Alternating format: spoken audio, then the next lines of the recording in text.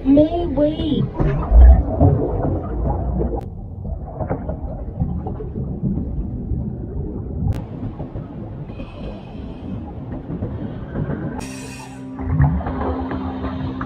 May?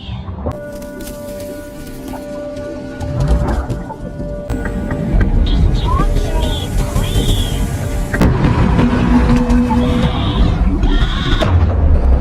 Halo semuanya, selamat datang di channel Hobi Movie. Seduh kopimu, mari menonton bersamaku.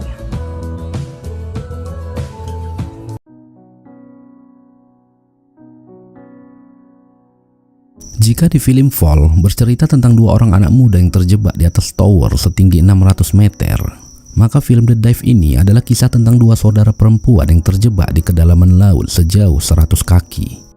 Drew dan May yang pergi menyelam di lokasi laut indah dan terpencil. Salah satu dari keduanya tertimpa longsoran batu yang membuatnya terperangkap sejauh 28 meter di bawah permukaan laut. Dengan tingkat oksigen yang sangat rendah dan suhu yang dingin, adik perempuannya harus berjuang untuk menolongnya agar tetap bertahan hidup. Lanjut guys.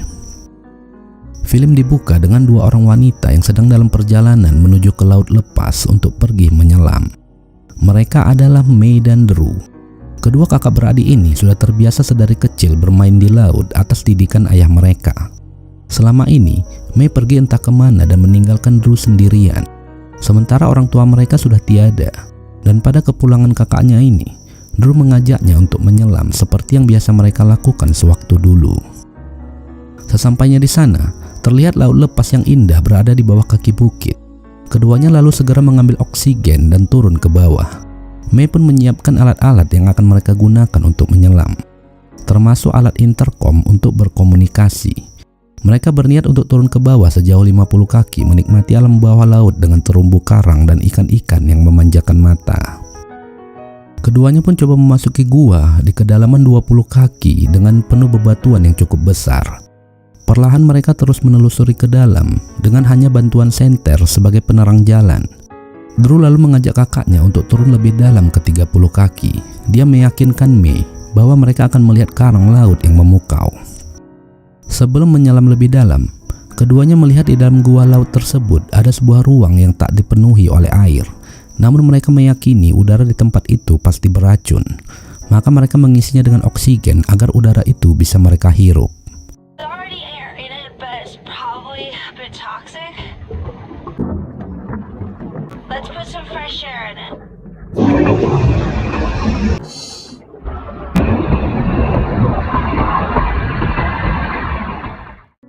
Lalu Drew coba mengajak May untuk mengobrol sejenak, yang dimana dia merasa kakaknya ini tidak menikmati momen tersebut. Drew merasa selama ini jauh dengan kakaknya sejak May pergi, hingga dia ingin dekat seperti dulu. Dia memastikan bahwa keadaan May baik-baik saja. I talk you into these trips every year, but I'm sorry that I'm not. Do you actually want to go? Of course I do. You left a hole when you left.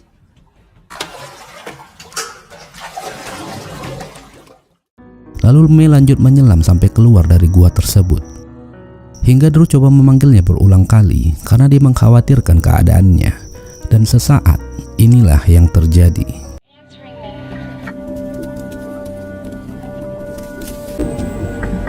Just talk to me, please.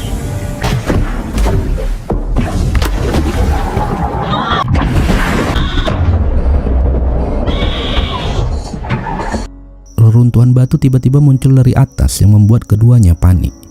Drew berlindung di pinggiran gua, sementara May tak tahu di mana berada. Drew coba memanggilnya dan mencarinya di tengah kepulan asap yang menutup pandangan. Sesaat, dia pun coba tenang dan turun ke bawah. Di kegelapan dia terus menelusuri dan meminta May untuk menyalakan sinar senternya. Namun Drew tak mendengar respon apapun dari kakaknya itu. Hingga seketika, dia mendengar suara May yang memanggilnya. Namun seperti terputus-putus dikarenakan May jauh berada 100 kaki di bawah laut. Dia terjebak tertimpa batu besar dan tak sempat menyelamatkan diri. Drew pun segera menemukannya. Dia yang melihat May terjepit coba mendorong batu besar itu, namun batu itu tak bergeming sedikit pun. Dia lalu menariknya Namun itu hanya sia-sia.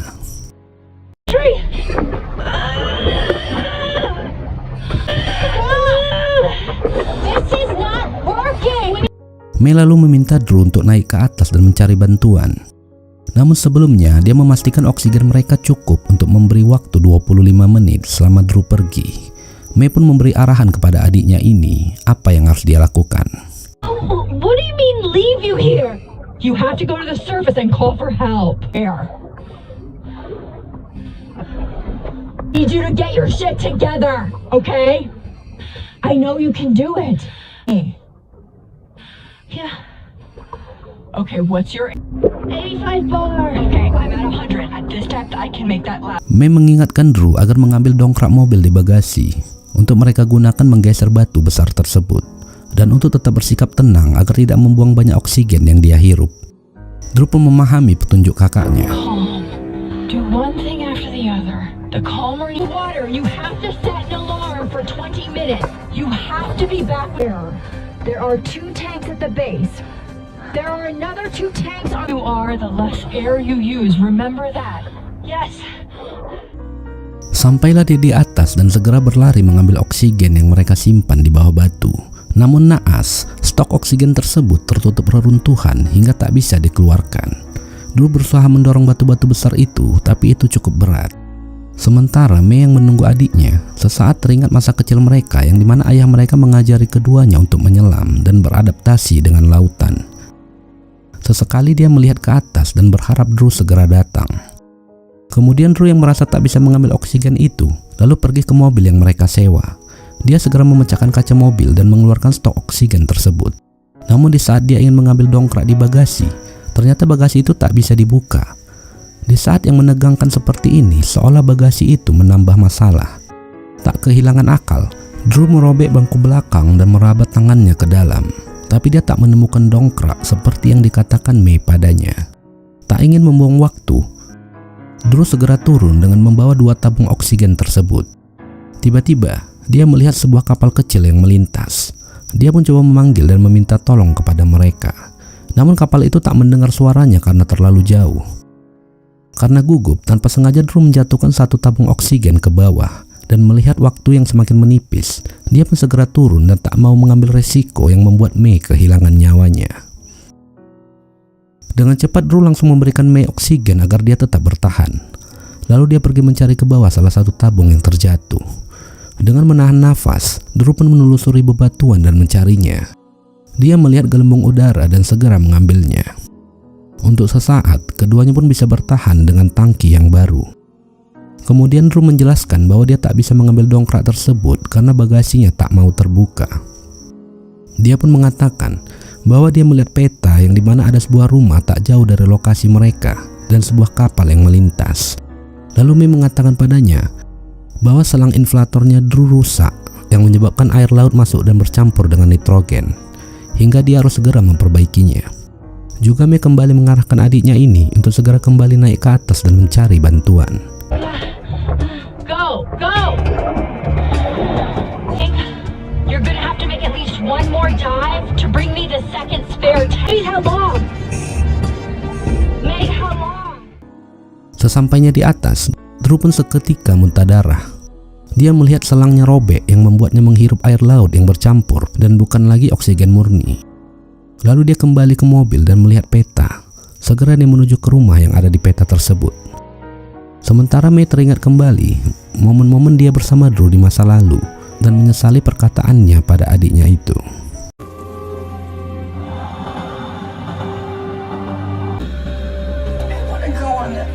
I want to go on these trips. Just doesn't show. Drew pun sampai di rumah tersebut yang ternyata adalah sebuah gereja. Dia pun memanggil siapapun yang berada di dalam, namun tak ada suara yang didengarnya.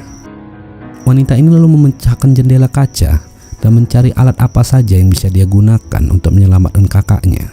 Drew hanya mendapatkan sebuah martil kecil. Mungkin alat itu berguna untuknya.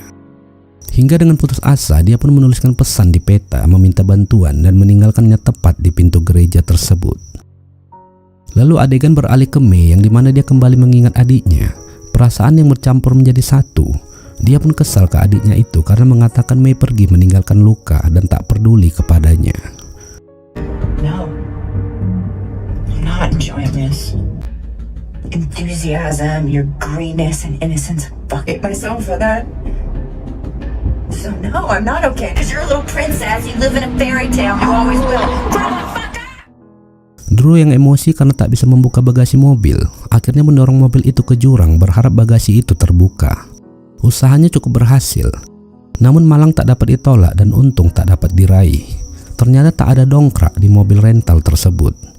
Dia hanya melihat kotak P3K dan cairan untuk memperbaiki bodi mobil yang penyok.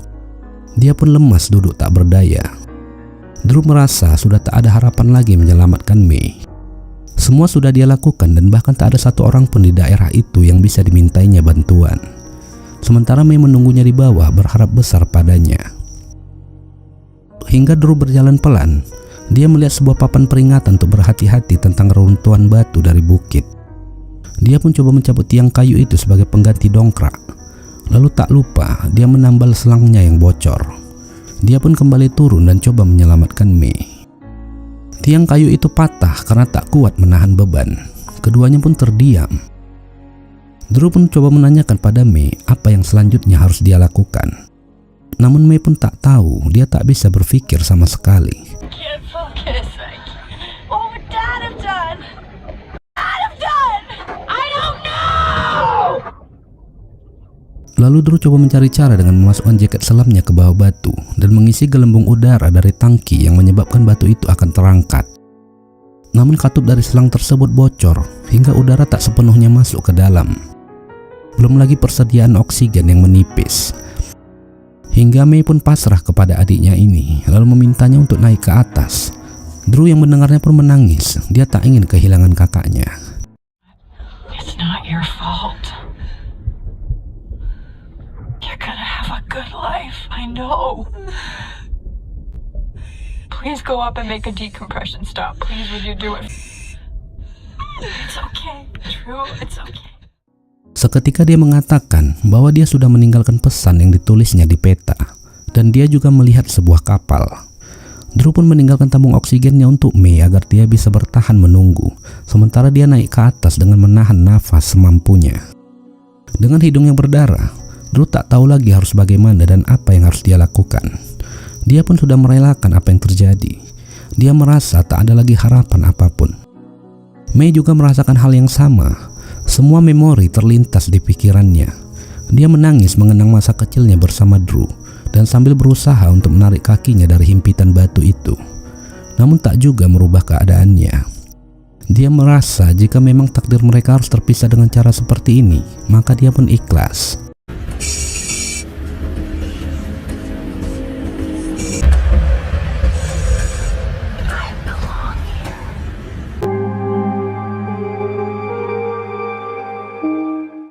Tiba-tiba, Drew muncul kembali dengan membawa sebongkah batu dan cairan semprot yang didapatnya dari bagasi mobil tersebut.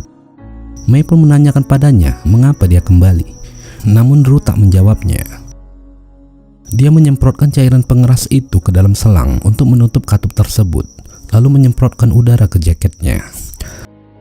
Seketika jaket itu pun menggembung dan otomatis membuat batu itu terangkat. Ternyata kali ini usaha Drew tidak sia-sia. Dia berhasil menyelamatkan Mei, namun Drew lemas karena kehabisan oksigen di tangkinya. Mei pun segera menariknya ke atas, lalu ke lubang gua yang sebelumnya mereka masuki. Udara di ruangan kecil itu tidak cukup untuk membuat keduanya bertahan. Maka Mei meminta Drew untuk menunggu, sementara dirinya turun ke bawah mengambil oksigen yang tersisa. Drew sudah mulai lemas karena udara yang terbatas, sementara Mei segera memukul tangki oksigen itu. Mei mengira adiknya ini sudah kehabisan nafas. Dia pun berupaya sekuat tenaga untuk menyelamatkannya. No, it's not. We'll have to relay the text to it. Shut up.